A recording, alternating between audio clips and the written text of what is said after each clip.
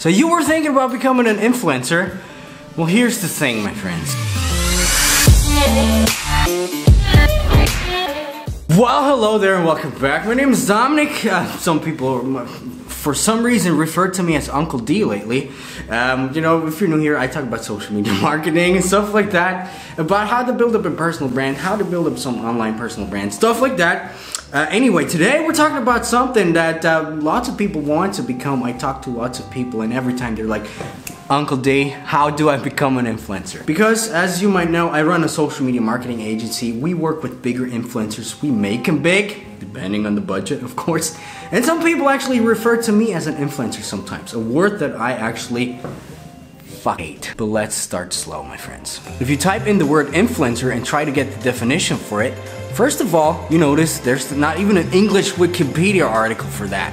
Well, but we have in German, so let me translate. So an influencer is a person with the ability to influence potential buyers of a product or service by promoting or recommending the items on social media because of their strong presence. And lots of companies know that, and lots of companies actually take advantage of that, which actually gets me to the first point. Number one, you can lose it all within one post actually, and I'm talking about integrity here. See, if you're an influencer, you have your audience naturally, and of course there's gotta be some sort of bond between you, the creator, and the audience, and you have to nurture it, first of all, most importantly, by throwing out lots and lots of value without wanting to have anything back. And you know, this bond can be weaker and stronger, and when you start out, naturally this bond's gonna be weaker, and you have to nurture this whole bond by, first of all, providing lots and lots of value without wanting to have anything in return, except for likes and comments. But in this sense, actually a like and a comment is actually worth a lot, because the people out there being super busy, having an attention span of a goldfish probably, you know, it's big value for them to actually give you their attention and hit that like button. And most of the times that's actually enough. And a like is actually kind of like a virtual currency. And that's when those evil companies come into play. They kind of know that you're a small fish. They know that you're cheap and easy to get. And they do basically anything to get maximum profit for them.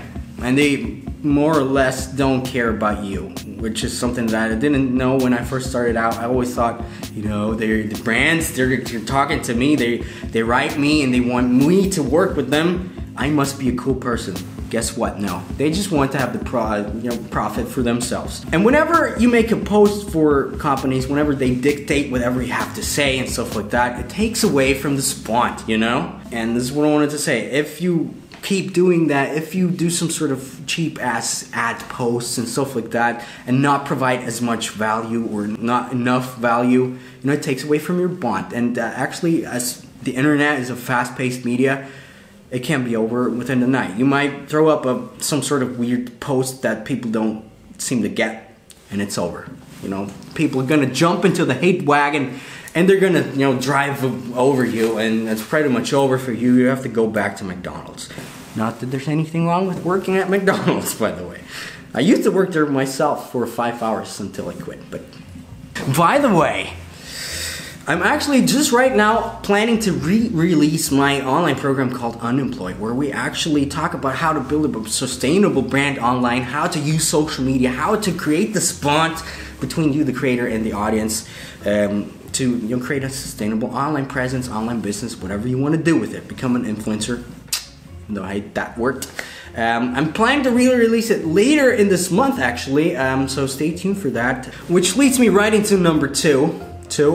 People will actually hate you, and that's actually a good thing. I was actually talking to a girl last night, and we were talking about, you know, the downsides of being famous and stuff like that. And she was like, she doesn't want to be famous because of all the haters and stuff like that. It would be just too much for her, and fair enough.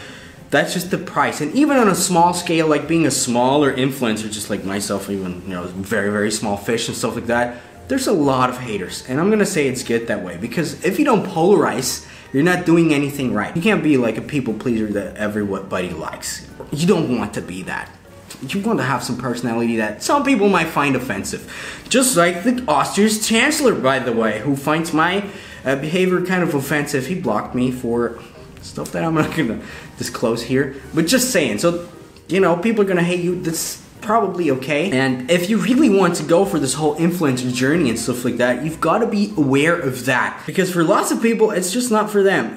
People can be mean. I mean, really mean, especially on the internet. And for some people, it might just be enough. So when you want to become one of those influencers and one of those internet people, you got to be aware of that. Number 3. This whole thing can be a really big vicious circle, and you know, a lot of the times when people talk to me, they say they want to become an influencer, and they say they mainly want to become one to give up their 9-to-5 lifestyle, to quit their jobs, be able to live their dreams, stuff like that, do whatever they want, pretty much. That's fair enough, and it's actually how it is.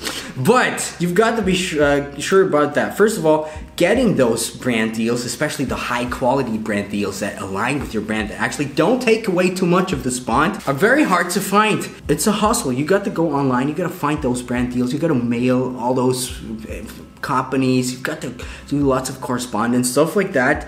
Then you got to you gotta have to get your content approved, stuff like that. Something that, by the way, I absolutely don't agree with the content approvals, because we're gonna do another video about that. And at some point, you're gonna end up sitting at the computer, mailing out all these different people, just looking for the perfect brand deal, just in order to survive. If you want to do this whole influencer thing as your main gig, which I totally would not recommend. You want to kind of have it as your side gig. It's just some additional stream of income, or, by the way, build it up and fuel your whole influence into your own brand, whatever that might be, some own things that you do as opposed to other stuff. But you know, that's just my opinion, my humble opinion, because when you do this whole thing as your main gig, you kind of become desperate sometimes because you need to pay the bills, and then you'll be like, all right, there's this brand deal, it does not really align with my values, but it pays good money, maybe I can stretch my values a little bit. And you know, that way you become a shell of yourself, you become a lemming, and you become an ass. So it's a big vicious circle, so don't do that. If you want to go the influencer route, think about beforehand. What do I really want to be known for? What can I do really well? And build up something around that. The influence will come either way, and then you can use your influence to in turn, you know, fuel that back into your stuff. You know, for example, you like to paint, or you like to do music, you like to craft dream catchers, for example, stuff like that. It's all, the whole world's in your hand, the whole internet's gonna love you for it if you know what to do. You wanna know what to do?